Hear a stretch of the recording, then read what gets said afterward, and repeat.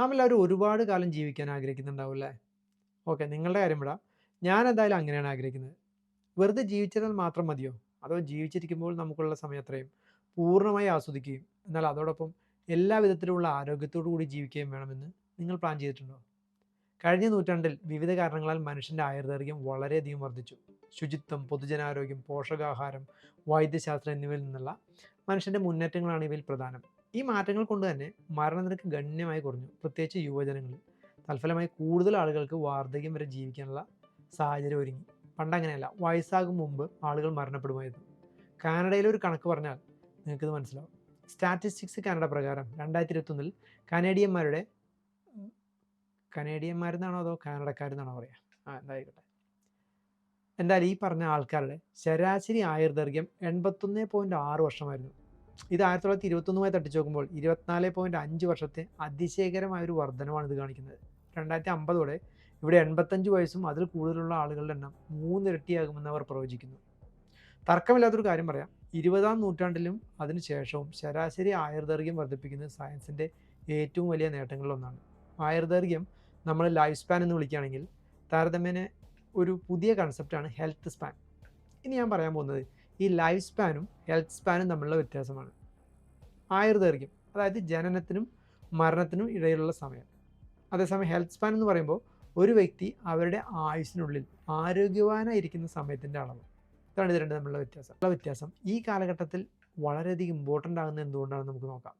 അതിനുമുമ്പ് health research stories ചാനലിലേക്ക് സ്വാഗതം. ഞാൻ വിനോദ്. UK നാഷണൽ ഹെൽത്ത് സർവീസിൽ റിസർച്ച് നഴ്സായി ജോലി നോക്കുന്നു. മെഡിക്കൽ രംഗത്ത് വരുന്ന പുതിയ റിസർച്ച് സ്റ്റഡീസിൻ്റെ റിസൾട്ട്സാണ് ഞാനിവിടെ പറയുന്നത്. വീഡിയോ കണ്ട് ഇഷ്ടപ്പെട്ടില്ലെങ്കിൽ ഒരു കമൻറ്റ് പറഞ്ഞിട്ട് പോവുകയാണെങ്കിൽ എനിക്ക് നെക്സ്റ്റ് വീഡിയോ ഇമ്പ്രൂവ് ചെയ്യാനുള്ള ഒരു പ്രചോദനമാകുക. ഇനി ഓൾറെഡി നല്ലതാണെങ്കിൽ ഒന്നും നോക്കണ്ട, ചാനൽ അങ്ങോട്ട് സബ്സ്ക്രൈബ് ചെയ്തേക്ക്. ഈ വീഡിയോ തയ്യാറാക്കാൻ ഞാൻ വായിച്ച സ്റ്റഡീസിൻ്റെ ലിങ്ക് ഞാൻ താഴെ കൊടുക്കാം. വീഡിയോ കണ്ടു കഴിഞ്ഞ് താല്പര്യമുള്ളവർ ഒന്ന് കയറി നോക്കുന്നത് നന്നായിരിക്കും. നമുക്ക് നേരെ വീഡിയോയിലേക്ക് പോയാലോ. പ്രായമായ ആളുകൾ അവരുടെ ഏറ്റവും മോശം ആരോഗ്യത്തിലായിരിക്കും കൂടുതൽ സമയവും ചെലവഴിക്കുന്നത്. ഇത് ഡീൽ ചെയ്യുക എന്നത് ഒരു വ്യക്തിയുടെ മാത്രമല്ല, ഗവൺമെൻറ്റിൻ്റെയും മേലുള്ള ഭാരിച്ച ഒരു സാമ്പത്തിക ഉത്തരവാദിത്തമാണ്. പ്രായമാകുമ്പോൾ പരാശ്രയമില്ലാതെ സ്വതന്ത്രമായി ജീവിക്കാനുള്ള കഴിവാണ് ഒരു വ്യക്തിയുടെ ക്വാളിറ്റി ഓഫ് ലൈഫ് നിർവചിക്കുന്നത് എന്ന് നമുക്ക് ഊഹിച്ചാൽ പറയാം. അതുകൊണ്ട് നമുക്ക് മതിയായ ഹെൽത്ത് സ്പാൻ ഇല്ലാതെ വെറും ലൈഫ് സ്പാൻ മാത്രം നീട്ടിക്കിട്ടിയാൽ മതിയോ? പോരാ എന്ന് ഞാൻ പറയും. അതിനാൽ ആയുസ്സും ആരോഗ്യവും കഴിയുന്നത്ര അടുത്ത് കൊണ്ടുവരിക. വേറെ തരത്തിൽ പറഞ്ഞാൽ ജീവിച്ചിരിക്കുന്ന മാക്സിമം കാലം ആരോഗ്യത്തോടെ ഇരിക്കുക. മരിക്കുന്നതിൻ്റെ തൊട്ട് മുമ്പ് വരെ നല്ല ആരോഗ്യം നിലനിർത്തുക എന്നതായിരിക്കണം നമ്മുടെ ലക്ഷ്യം. അല്ല, ഇപ്പോൾ നിങ്ങൾക്ക് തോന്നും ഞാൻ ഇത്രയും നേരം നടത്തിയ കഥാപ്രസംഗം പ്രായവുമായി ബന്ധപ്പെട്ട രോഗങ്ങൾ അനിവാര്യമാണെന്നോ ലഘൂകരിക്കാനോ ഇല്ലാതാക്കാനോ കഴിയില്ല എന്നുമുള്ള നമ്മുടെ നാട്ടിലൊരു പോപ്പുലർ ബിലീഫ് ഉണ്ടല്ലോ, അതിനെ വെല്ലുവിളിക്കുന്നില്ല എന്ന്. ഇവിടെയാണ് ഹെൽത്ത് സ്പാൻ വർദ്ധിപ്പിക്കുക എന്ന ആശയം പ്രധാനമാകുന്നതും അതിനുവേണ്ടിയുള്ള ഏറ്റവും പ്രധാനപ്പെട്ട ഒരു കാര്യം നിങ്ങൾ ശ്രദ്ധിക്കേണ്ടത്. അതെന്താണെന്ന് നമുക്ക് നോക്കാം. ഇത് കേട്ട് കഴിഞ്ഞ് നിങ്ങൾക്ക് ഉപകാരപ്പെടുന്നു തോന്നുന്നുണ്ടെങ്കിൽ നിങ്ങളുടെ ഫ്രണ്ട്സിനും കൂടി ഷെയർ ചെയ്ത് കൊടുക്കാൻ ശ്രദ്ധിക്കണേ. ഹെൽത്ത് സ്പാൻ വർദ്ധിപ്പിക്കുന്നതിന് ഒരു പ്രധാന കാര്യം മസിൽസിനെ ശ്രദ്ധിക്കുക എന്നാണ്. അതെന്തുകൊണ്ടാണ് നമുക്ക് നോക്കാം. പ്രായമായവരിലെ ആരോഗ്യത്തെ സംബന്ധിച്ച് ഒരു പ്രധാന വെല്ലുവിളി അവരുടെ muscle mass, strength and function ഇതെല്ലാം കുറയുന്നതാണ്. ഈ അവസ്ഥയെ സാർക്കോപ്പീനിയ എന്നാണ് പറയപ്പെടുന്നത്. ഇത് അവരുടെ ദൈനംദിന പ്രവർത്തനങ്ങളെ ബാധിക്കുന്നു, കൂടാതെ അവരുടെ ഓട്ടോണമി നഷ്ടപ്പെടുന്നതിന് ഇടയാക്കുന്നു. അതായത് പരസഹായം ഇല്ലാതെ കാര്യങ്ങളൊന്നും ചെയ്യാനാകാതെ വരിക.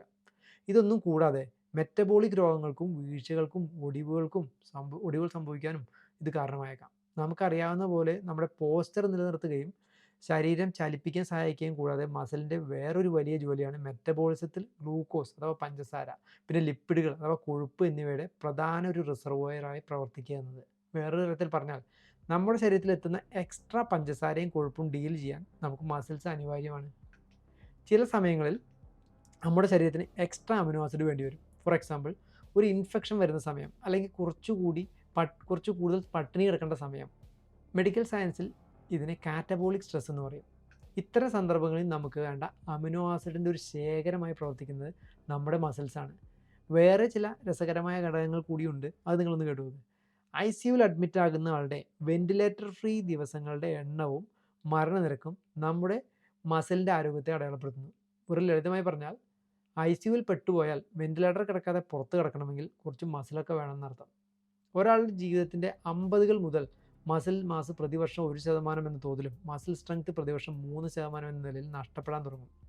മസിൽ മാസിലും ശക്തിയിലും ഉണ്ടാകുന്ന ഈ കുറവുകൾ സാധാരണയായി മസിൽ ഡിസ്യൂസ് കൊണ്ടാണ് വരുന്നത്. അതായത് മസിൽ യൂസ് ചെയ്യാതെ മസിൽസിൻ്റെ മാസ് ആൻഡ് സ്ട്രെങ്ത് നഷ്ടപ്പെടുന്നു.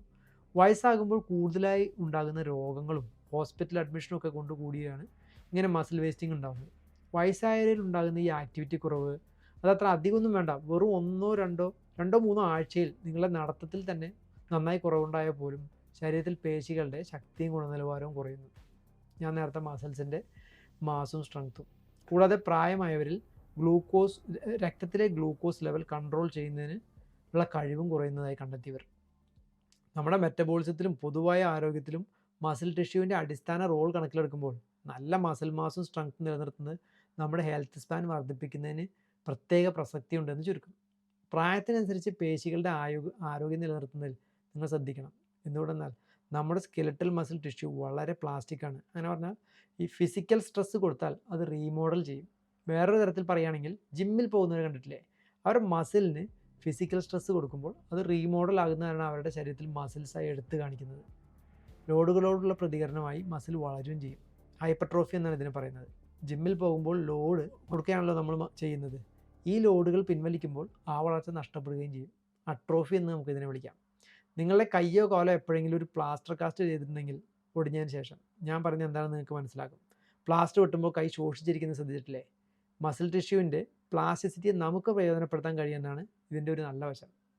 മക്മാസ്റ്റർ സർവകലാശാലയിലെ കിനിസിയോളജി പ്രൊഫസറായ സ്റ്റുവർട്ട് ഫിലിപ്സിൻ്റെ നേതൃത്വത്തിൽ നടന്ന ഒരു പഠനത്തെപ്പറ്റി പറയാം.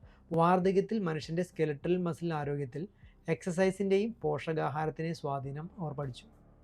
അവരുടെ ലബോറട്ടറിയുടെ പ്രവർത്തനം കാണിക്കുന്നത് റെസിസ്റ്റൻസ് എക്സസൈസ് അഥവാ സ്ട്രെങ്ത് ട്രെയിനിങ് പ്രായമായവരിൽ മസിൽ വേസ്റ്റിംഗ് കൊണ്ടുള്ള നഷ്ടം നികത്തുന്നതിനുള്ള ഫലപ്രദമായ ഒരു ഉപാധിയാണ്.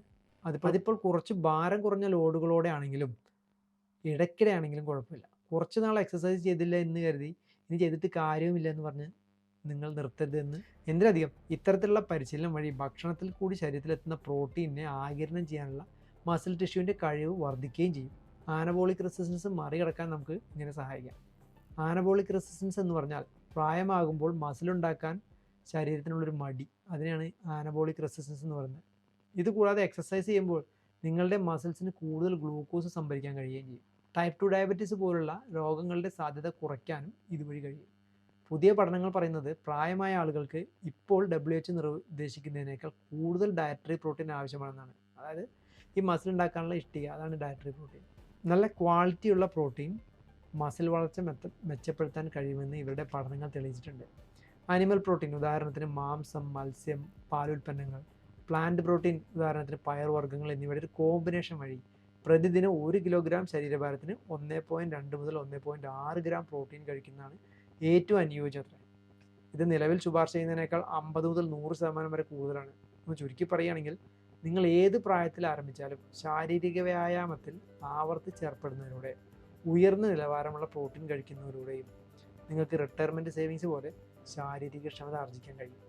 അങ്ങനെ ചെയ്യുന്നതിലൂടെ നിങ്ങൾക്ക് ലൈഫ് സ്പാനും ഹെൽത്ത് സ്പാനും തമ്മിലുള്ള വിടവ് ഫലപ്രദമായി നികത്താൻ കഴിയും.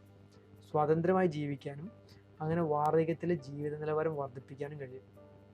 ഓക്കെ, വീഡിയോ കണ്ടതിന് നന്ദി. വീണ്ടും